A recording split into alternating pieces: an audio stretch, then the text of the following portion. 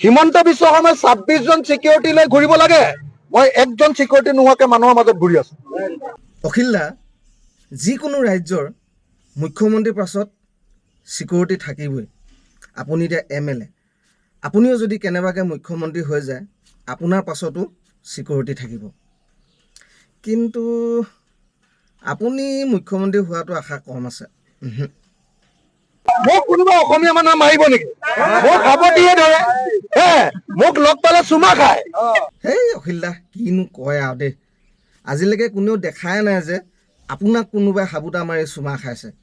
আপুনিহে গেলা জাকে তাকে সাবুতা মাৰি চুমা খাই ফুৰে য'তে ত'তে, কপালে চপালে। কি যে কয়, এই মিছা কথাখন কেলে ক'ব লাগে বাৰু? কৈছো যে মই কাক কাক ভাল পাওঁ চাব দেই। হ'ব অখিল দা, নকলেও হ'ব আপুনি। আমি ৰাইজে ভালদৰে গম পাওঁ যে আপুনি কাক ভাল পায়, কাক চুমা খায় দেই। হ'ব আৰু মানুহ নাথাকক।